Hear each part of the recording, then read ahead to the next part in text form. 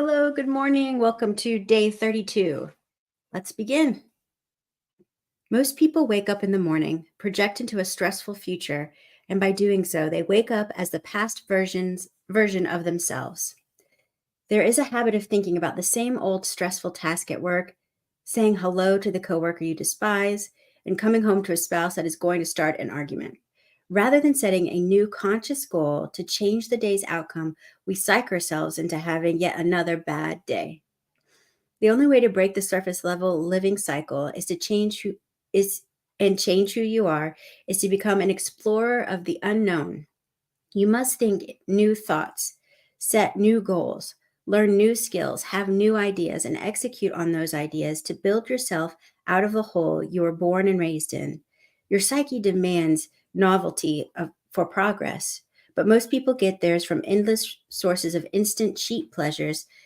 Exploring the unknown is how you live in accordance with nature. Most people are walking contradiction, but not in the way that makes one interesting. They pursue the safe, certain, and secure route in life on autopilot. Big aspirations, but low risk tolerant. What they don't realize is that the default path presents the greatest risk of them all, staying the same just like everyone else. There is an extreme method for sparking change, but it is only for a select few. I call it tactical stress. The conscious decision to put yourself in a do or die situation, knowing that you have the skill to make it work and will accept nothing less than success.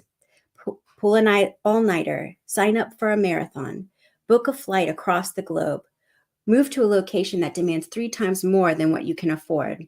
So you are forced to make your business work. Ask the client for double your normal fare rates. Do the thing that other people will think you're crazy for doing, because that's how you make leaps of meaningful progress. This is how you create a glitch in the matrix and have reality deliver you a slew of novel insight. That is one option, and I do not recommend doing it often. It is a good way to shock you out of the life you've grown too comfortable living. Beyond that, we want to aim for slow, consistent progress that increases our surface area for exponential growth.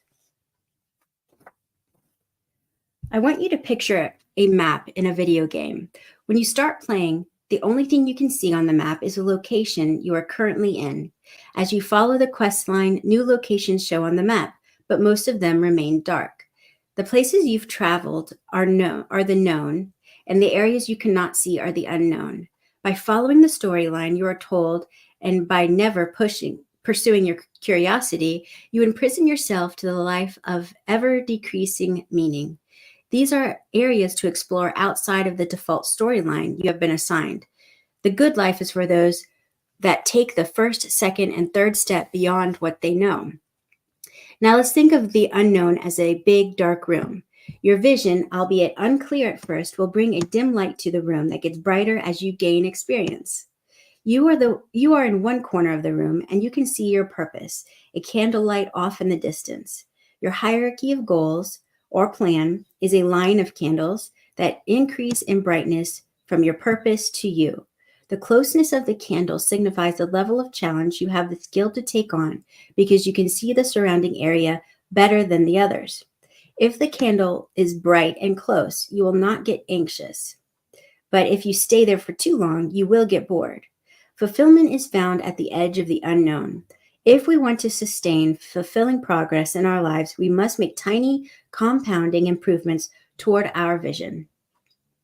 Bodybuilding is a microcosm of life that serves as a perfect example. When taking the step to sign up for a gym, most people want to lift as much weight as possible. But trained individuals understand it doesn't work that way. The smallest plates are the most conducive to progress. While the occasional leap in progress can be made, it is wise to add the smallest amount of difficulty to sustain growth over time. When you master a weight, you can increase by the smallest increment to not only keep things interesting, but to prevent you from declining into a chaotic spiral of boredom and pleasure seeking. As you dig deeper into the unknown, people will look at you differently. They will say, "You've changed." And your only response should be, "Yes, the tiny improvements are starting to add up." The iceberg of opportunity.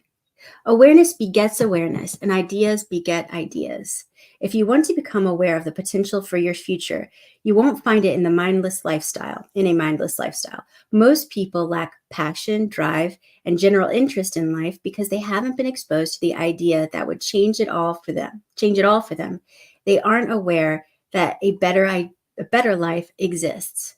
We discuss how the map in a video game reveals locations based on the ones you've visited. This metaphor helps illustrate the unknown but lacks the true depth of what's going on here. Let's play a mind game. Imagine an iceberg, a small tip above water holding 100 times its depth underneath. Imagine infinite icebergs side by side across the x-axis spanning across the earth.